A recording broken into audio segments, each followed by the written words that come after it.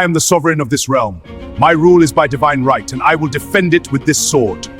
History remembers many kings. Some are celebrated as heroes. Others are remembered as tyrants. But few rulers in European history have a reputation as dark and controversial as Richard III. For centuries, he has been portrayed as a ruthless villain, a king accused of betrayal. The throne demands loyalty, yet I have witnessed manipulation and even the mysterious disappearance of my own young nephews. Yet modern historians continue to debate the truth behind his reputation. Was Richard III truly a cruel tyrant who seized the throne through blood and deception? Or was his legacy shaped by political enemies who rewrote history after his death?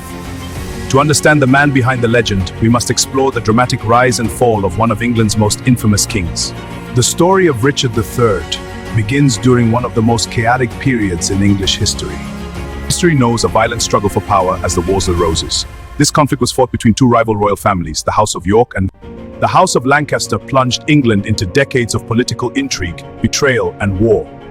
Richard was born in 1452 into the powerful House of York, the youngest son of Richard Plantagenet. From an early age, his life was shaped by violence and political ambition.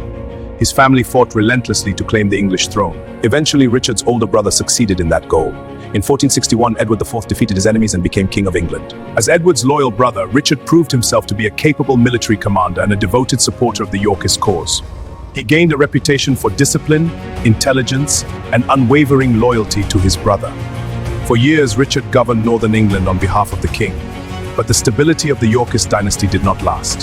In 1483, King Edward IV suddenly died, leaving behind a 12-year-old heir, Edward V. Because the young prince was too young to rule, Richard was appointed Lord Protector.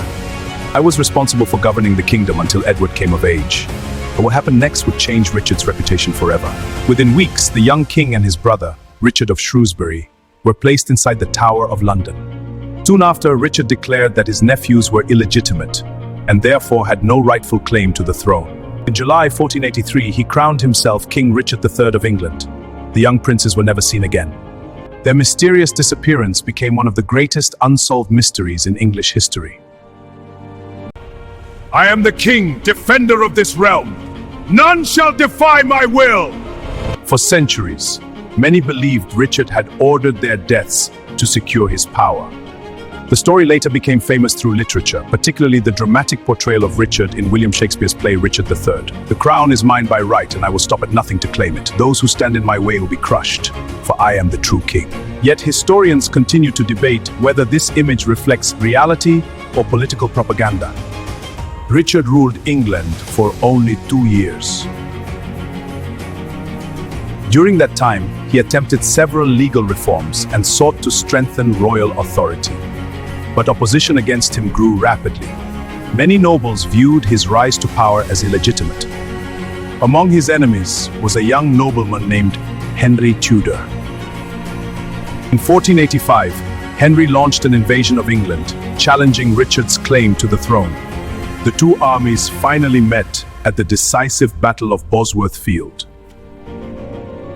It would become one of the most important battles in English history. During the fierce fighting, Richard III personally led a charge toward Henry Tudor in a desperate attempt to end the battle. But the attack failed. Richard was surrounded and killed on the battlefield. With his death, the Plantagenet dynasty came to an end. Henry Tudor was crowned Henry VII, beginning the rule of the powerful Tudor dynasty. Richard III became the last English king to die in battle. His defeat closed the chapter on the Wars of the Roses and ushered in a new era of English monarchy. Yet the mystery surrounding his reign never disappeared. For centuries, Richard III remained one of history's most debated rulers, a king remembered either as a ruthless tyrant or a misunderstood monarch whose reputation was shaped by his enemies.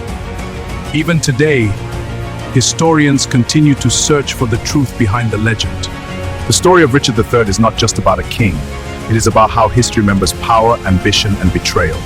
Sometimes the victors write the history books, and sometimes the truth becomes buried beneath centuries of legend.